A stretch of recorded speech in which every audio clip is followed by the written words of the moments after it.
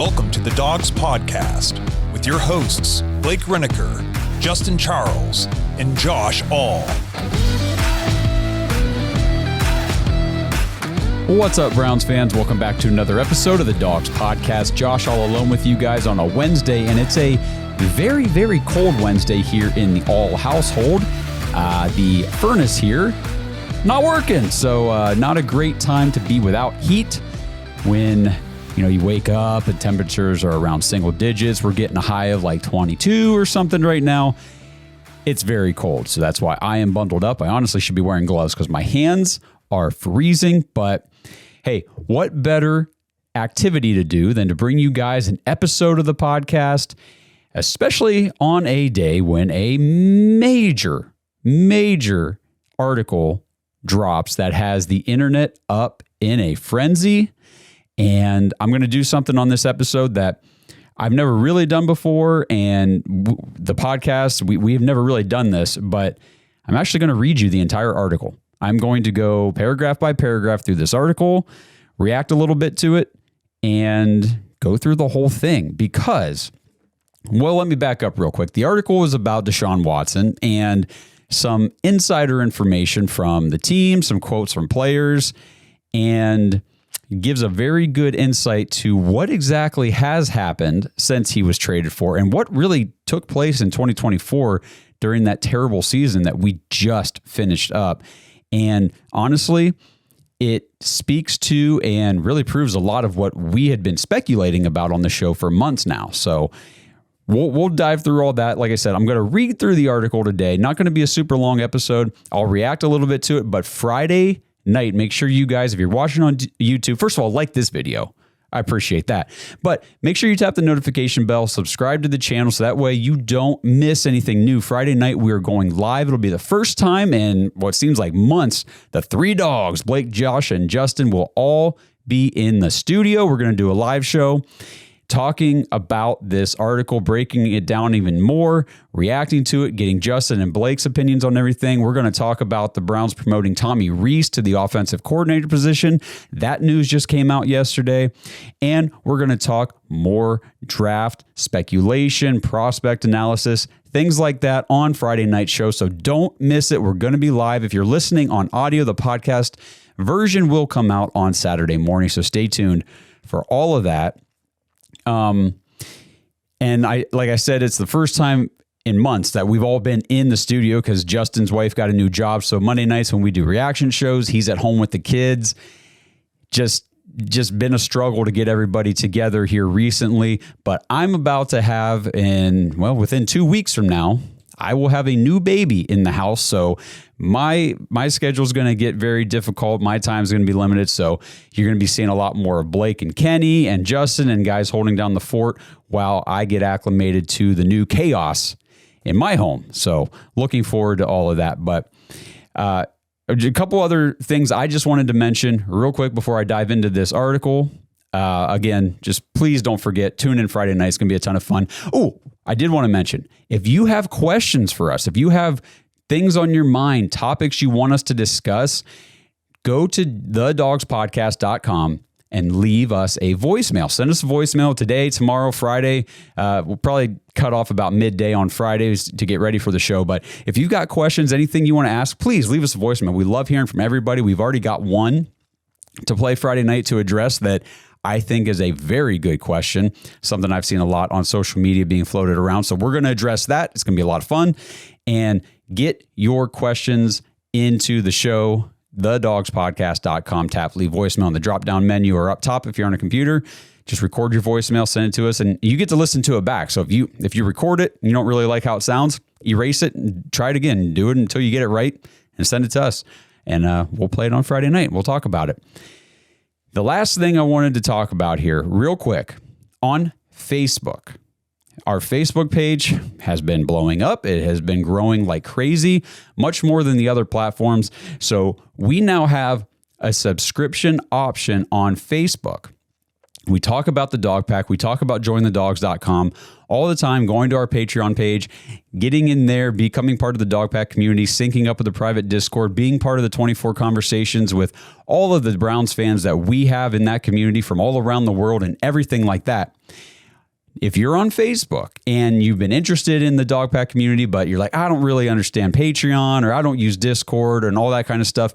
If you're on Facebook, we want you to join our new dog pack community right there on Facebook. So you can subscribe to the new dog pack community on Facebook. There's a whole private group where we are going to build this new community. It's going to be the same thing that we have on Patreon and Discord, but it will be for all of our Facebook followers who want to have that tight-knit, diehard Browns fan community where you can get in there and you can talk Browns football all day long without dealing with all the trolls out on the public side of the page.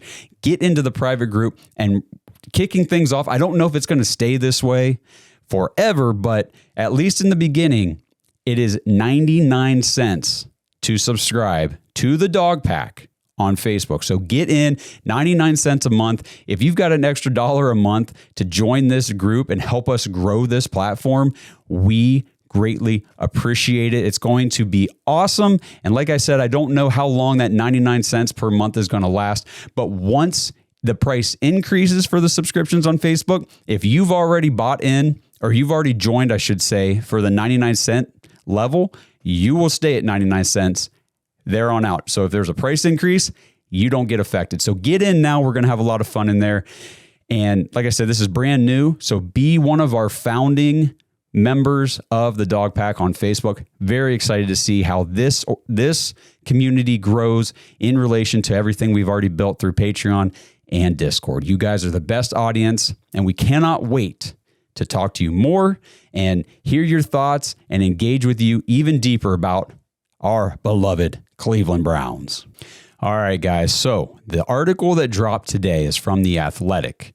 It is by Jason Lloyd. And when I scrolled to the very bottom of this, he had posted on here that Zach Jackson and Katie Strang, both from The Athletic, also contributed to this report. So they got a couple, three resources invested into the information that was written here. And I said this at the open. I've never read like a full article. I've talked about parts and pieces of articles and stuff in previous shows. That's nothing new.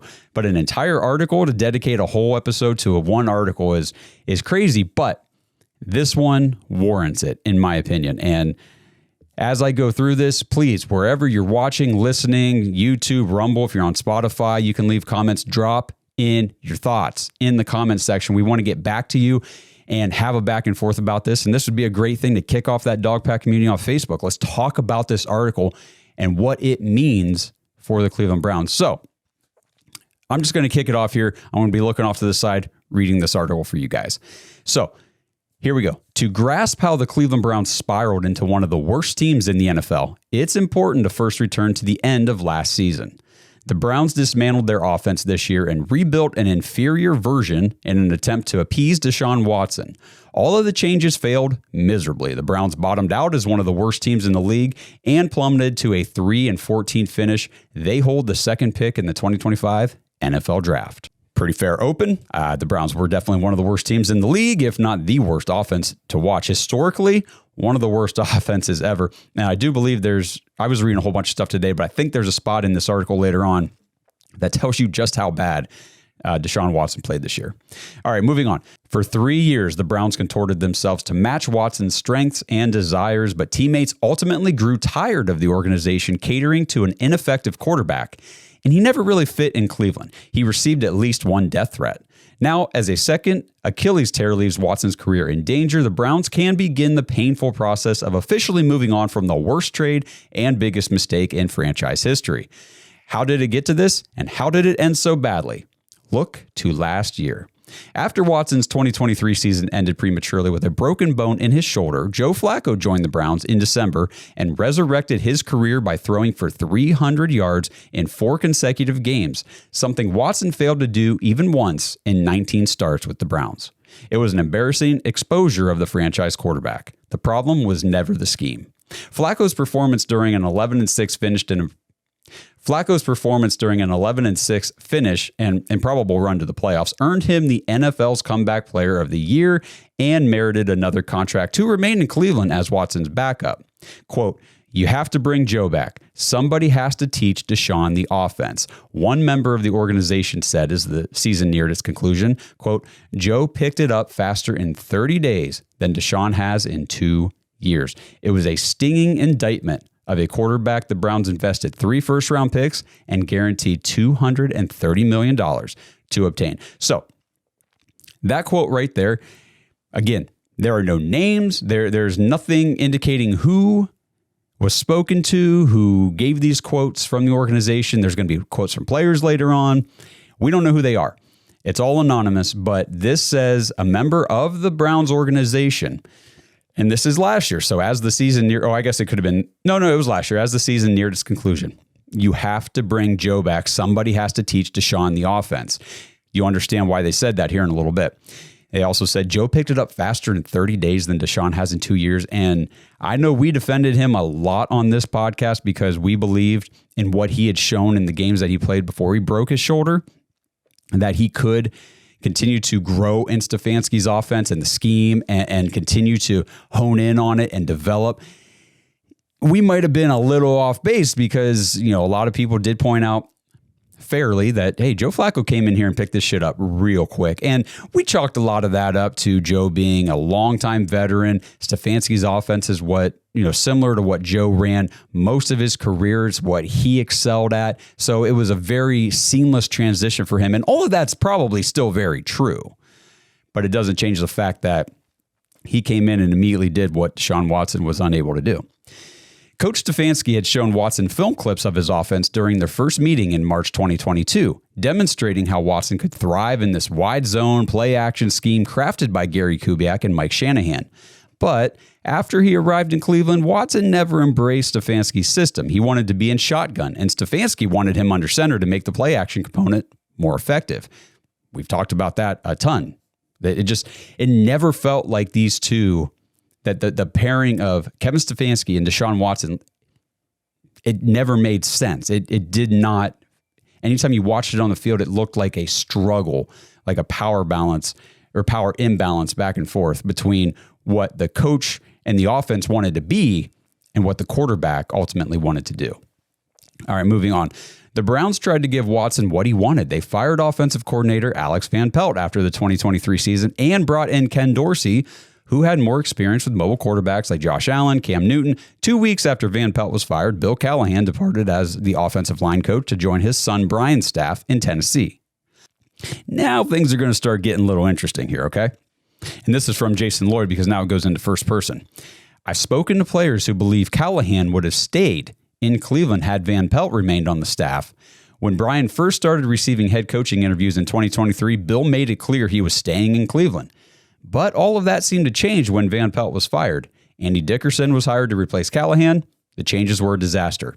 We have heard from multiple sources that Alex Van Pelt was the glue. If you guys have listened to this show for any length of time, you've heard me say that. People have, within the organization, have said Van Pelt was the glue that held that offensive side of the ball together with the coaching staff, with the players. Yes, this is Kevin Stefanski's team. It's Kevin Stefanski's offense. But Alex Van Pelt still had a very prominent role on the offensive side of the ball, orchestrating and coaching and doing everything when Stefanski's doing his head coaching responsibilities and everything else. And apparently, as we saw, the firing of Alex Van Pelt did not sit well with really anybody. And I don't believe that was Kevin's doing, but we'll talk about that on Friday. All right, moving on here. Dorsey was supposed to deliver the type of offense Watson wanted, one with more choice routes between the quarterback and receivers, more shotgun formations, and more freedom. None of it worked, partly because Watson never looked like the same quarterback he was in Houston. The Browns failed to score 20 points in any Watson start this season. They averaged 4 yards per play with him, the lowest mark in the league for any quarterback who made it at least 5 starts, and that's according to True Media. It was the third lowest output by any Browns quarterback who made at least 5 starts in a season since the team returned to the league in 1999. Only Charlie Fry and Doug Peterson had worse production. The line, under Dickerson, struggled with injuries and protections. Watson was sacked 33 times in his 7 starts, although he did little to help himself. Here we go. He consistently missed getting proper depth in the pocket. When he was supposed to drop 8 yards, he was only getting to 6, according to 2 players with knowledge of the Browns' offensive schemes. Watson continually ran into his linemen on sacks because he was standing in places they did not expect him to be. So that's interesting. Now you've got, it doesn't say if it's current or former players or whatever, but players who have experience with the Browns' offensive system under Stefanski said when he was supposed to be dropping to 8 yards on a play, he was only dropping to 6. Stuff like that was clear as day on the field because you saw the struggle. The offensive line, a lot of times looking around like, what are we supposed to do? Where were you supposed to be? And a lot of it, we said from the beginning. Blake said it every week that Watson started. The whole offense was struggling. The offensive line looked bad. The receivers looked bad. The running backs looked bad.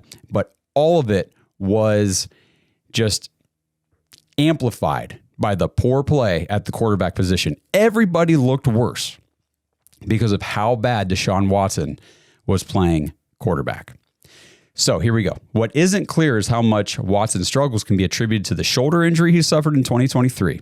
A displaced fracture to the glenoid bone ended his season after 6 games. It was a common injury among baseball pitchers, much rarer in quarterbacks, leaving the team with no way of knowing when or whether a full recovery was possible. At the start of a late August practice, man, I keep cutting in and out here, but this gets interesting, guys. At the start of a late August practice, all 4 Browns quarterbacks went through a standard footwork and accuracy drill that generally ends with each quarterback hearing a color on command from an assistant coach and then firing passes toward a net that has various colors marked above the targets. This was all over social media. If you guys were on Twitter, you saw this. But with the early portion of practice open to reporters and cameras, it was odd to see Watson throwing passes to an equipment staffer nearby, while the other 3 quarterbacks tried to hit the net targets. When Justin and I went up to training camp, we saw this. And a lot of times, Watson wasn't even throwing a ball to this assistant coach or whatever off to the side. He had a towel in hand and was just mocking a throw off to the side. And it was very weird to see all the quarterbacks go through this drill, except for Deshaun. More information on that coming soon. This episode is brought to you by Danger Coffee. Browns fans, we talk about how Danger Coffee is made free from mold toxins that are in 45% of the world's coffee, but that's not all that Danger Coffee has to offer. Mineral and nutrient deficiencies are a big deal. They make you feel sick, tired, stressed, and they can give you brain fog. These deficiencies negatively affect your immune system, your digestion, sleep, metabolism. Have you ever wondered why you get an initial burst from your coffee, but then you get that little crash not long after? Danger Coffee's patent-pending process remineralizes your body with more than 50 trace minerals and electrolytes, leaving you more energized, engaged, powerful. These micronutrients enter the cells to boost performance. They bind to toxins to provide detoxification support. I know that sounds like a lot, but the bottom line, guys, is minerals matter, and most of us really don't get enough of them on a daily basis. Danger Coffee delivers micronutrients, plus it gives you access to the minerals you already have. Head to dangercoffee.com, use our code DAWGS, DAWGS, for 10% off your order, and that code can be used over and over, so you get 10% off every order you make using code DAWGS. It's time to start every day off with a cup of coffee that gets you going and actually keeps you going. dangercoffee.com, code DAWGS. This episode is brought to you by Boden Sports. Browns fans, Boden Sports is your one-stop shop for all your athletic gear. Boden started out perfecting and manufacturing the best balls in the business. Yeah, if that sounded dirty, that's more about your mind than my words. But hey, it's true. Baseballs, softballs, footballs, basketballs, volleyballs, soccer balls, you name it, and Boden has engineered the highest standard sports balls available. And now they offer more than just sports balls. If you got kids playing baseball or softball, Boden has batting gloves and bats to go along with both game balls and training balls. If you're into basketball, Boden makes basketball specifically for indoor or outdoor use. Heck, Boden even has all the equipment you need for pickleball, which is one sport that I hear everyone is playing and yet I still never have. And I need to fix that soon. But don't miss the backyard games section of Boden's website where you can order everything you need for this upcoming outdoor season. pool balls, backyard volleyball nets, croquet, bocce, horseshoes, cornhole, and more. Right now, you can get 10% off your entire order at Boden Sports, BADEN Sports.com/Dawgs, DAWGS, and use promo code Dawgs when you check out. That's 10% off all the top quality sporting gear you need this season. BodenSports.com/Dawgs. One rival executive who spoke with Browns officials before the start of the season was concerned about what lay ahead for them. Quote, "Not an ounce of positivity about the offense," this executive said. "The vibes aren't exactly high." Yeah, if you go back and think about it, everything coming out of training camp was like, ooh, this isn't looking great. Watson routinely missed open receivers. Passes in the opener against the Dallas Cowboys sailed 5 yards out of bounds. In a September loss to the New York Giants, the Browns ran a slant out combo route on a run pass option on a key fourth down late in the game. Tight end, we talked about this too. Tight end Jordan Akins was open in the flat, but Watson didn't see him and was stopped short of the first down on a keeper. At his weekly media availability 3 days later, Watson said Akins was a decoy on that play and not an intended receiver. And we were like, are you sure about that? Because he was pretty darn open and he was right in front of him. And I can visualize the play in my head right now. I see it clear as day because I posted about it. I made a reel about it on Facebook and Instagram and everywhere else. This is all stuff we talked about all year. And it's just interesting now to see it being investigated and actually reported on in depth with some verification from inside sources. Moving on, here's a great quote. "We all saw the same things," one player said. "We all watched the film. Guys are open." That might be the most just damning quote of this whole article. That one of the players on the team said, "We all saw the same things. We all watched the film. Guys are open." We did the same thing. Quincy Carrier did the same thing. We talked about it, breaking down plays where, you might have five receiving options running a route on a play. All 5 of them are open. At some point in the progression, all 5 routes actually have a window of opportunity where Watson could have fired a shot and gotten a first down, and instead takes a sack. I remember doing I remember doing all the videos. I remember talking about it all, posting everything on social media. I remember all of this. Moving on. According to multiple players, this part right here, guys, is the stuff on the article you're going to see screenshotted and posted all over social media. According to multiple players, those mistakes were not pointed out in film sessions, frustrating at least a few veterans who believe Stefanski would not criticize Watson in front of the team. When Jameis Winston replaced Watson after he tore his Achilles in October, players said that Stefanski returned to pointing out the quarterback's mistakes in film sessions. Interesting. Looks like we're getting some special treatment for Deshaun Watson, something that we vehemently said last offseason. That's not happening, guys. Come on. All right, looks like we were wrong. Looks like he was getting special treatment, and looks like maybe he is as mentally fragile as a lot of fans claimed he was. It's just now we've got actual players on the team saying it, and that, to me, that makes a big difference. Speculating about what I think is going on is one thing, but when I'm hearing it from inside the building now, that's a whole different thing. Off the field, Watson spent the year dealing with traumatic personal matters. His agent, David Mulugheta, whatever, I don't even care, received a disturbing email in June from someone threatening to shoot Watson or burn down his house, according to a police report obtained by The Athletic. Police later closed the investigation with no suspects identified. In the week leading up to the season opener, Watson's father and a college teammate died within a span of a few days. Quote, "There are other things that are bigger than this," Watson said. "It's been a long week. It wasn't even really about football." We remember that too. Obviously, losing people in your life, always hard. Grieving hits everybody, differently. And at the end of the day, yes, football is a sport. It is an occupation. Your family, your life, those kinds of things are always more important. But we'll go back to the article. Watson faced a new civil lawsuit during the season alleging he sexually assaulted a woman in 2020. I did a whole video bitching about that. The suit was quickly settled, and the league closed a brief investigation citing insufficient evidence. That's how it has gone for Watson in Cleveland. He has settled more than 20 lawsuits alleging sexual misconduct since he arrived from Houston. He served an 11-game suspension and paid a $5 million fine for violating the NFL's personal conduct policy. Moving on here, if this is the end of his Browns career, which we firmly believe it is, and probably his NFL career too, I can't imagine anybody would ever give this guy a chance. His 3-year tenure in Cleveland will conclude with a 61% completion rate, 3,365 passing yards, 19 touchdowns, 12 interceptions, and more settled lawsuits than games played. This next stat, I talked about this, I think last week when I broke down the setback before we learned it was a re-tear of the Achilles. Watson's EPA, expected points added, per drop back with the Browns was negative 0.19.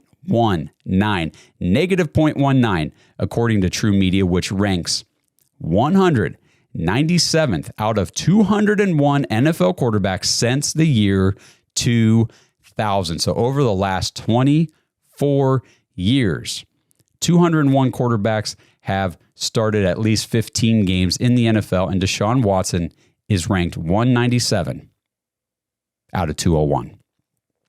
The only quarterbacks who were worse, here we go, Zach Wilson, the New York Jets in 2021 to 24.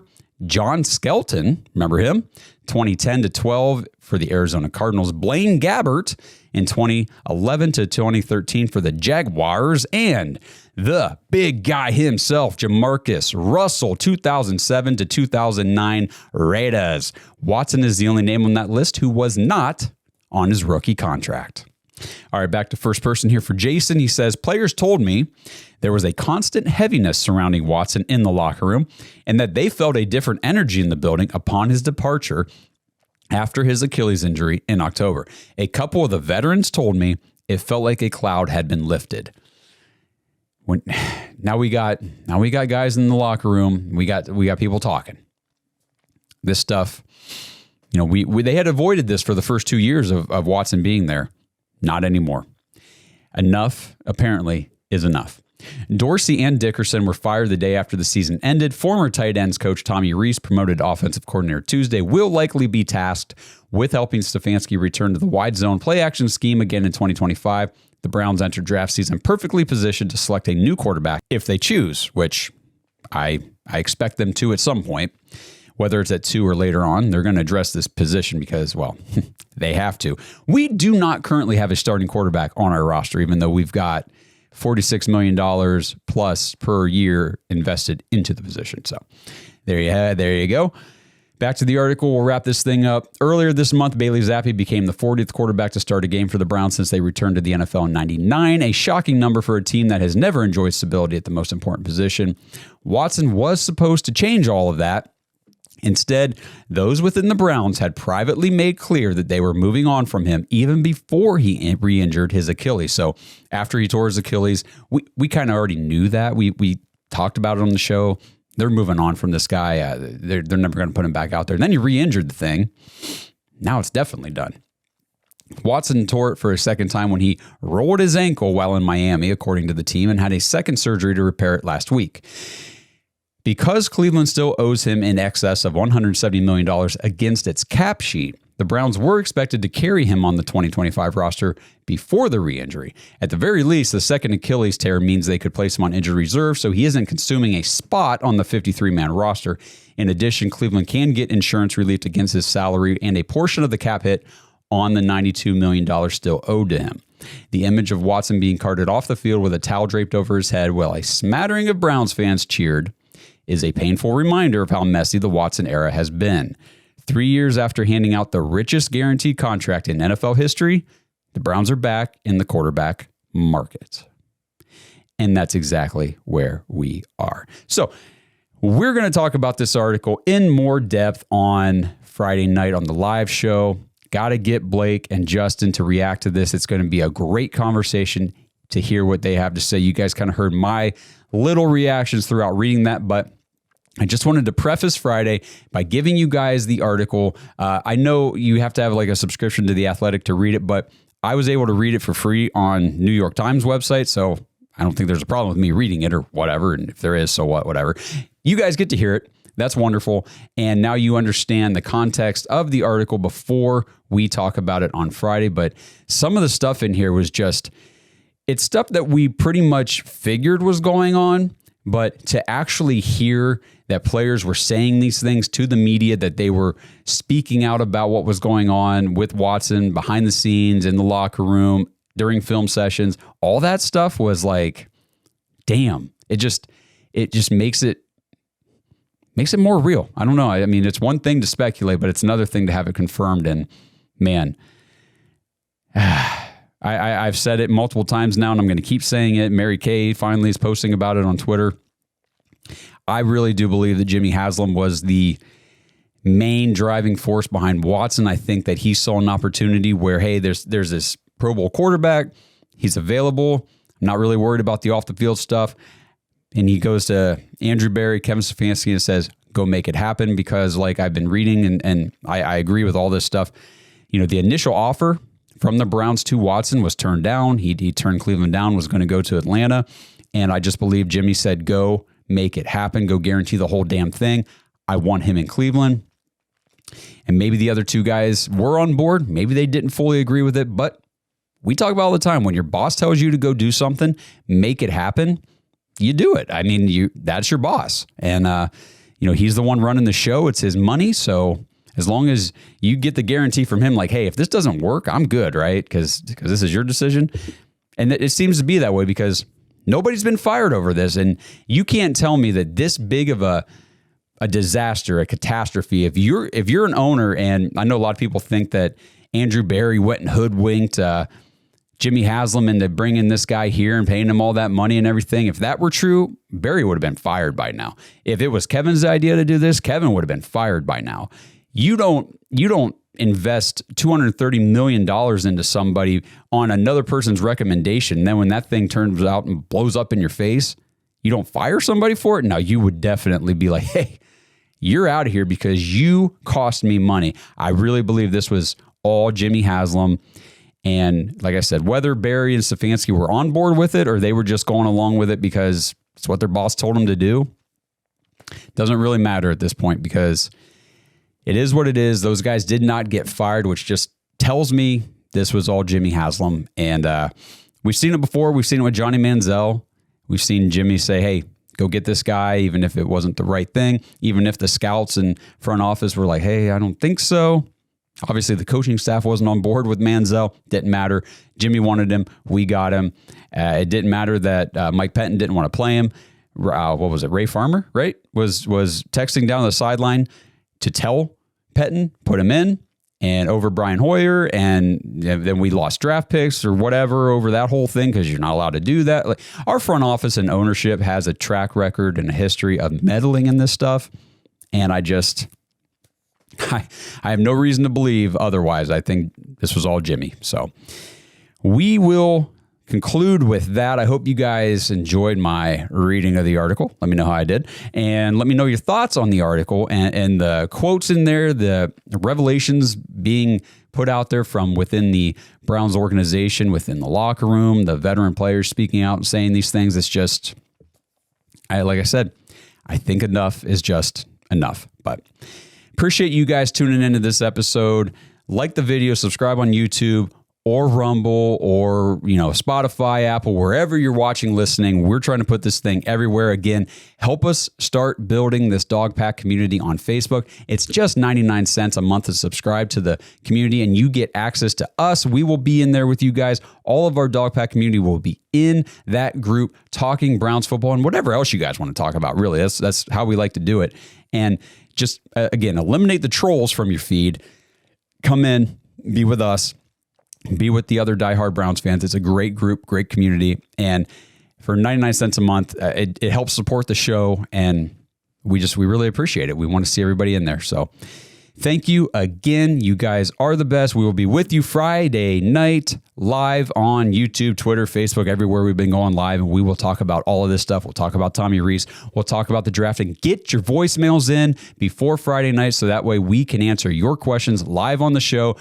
If we get a ton of voicemails, we'll play as many as we possibly can, but just send them in. And honestly, if we don't get to them on Friday, we'll probably save them and get to them on the live show next week, because we will do another one next week as well.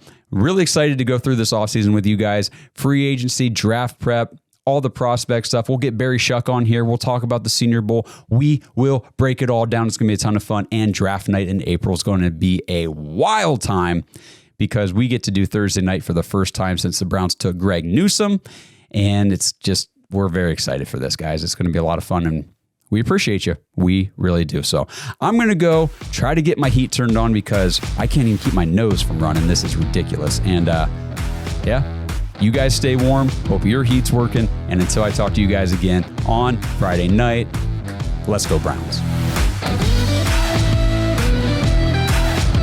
Thanks for listening to another episode of the Dawgs Podcast. Make sure you subscribe on YouTube and follow us on Twitter at the Dawgs Podcast. Get your thoughts on the show at thedawgspodcast.com.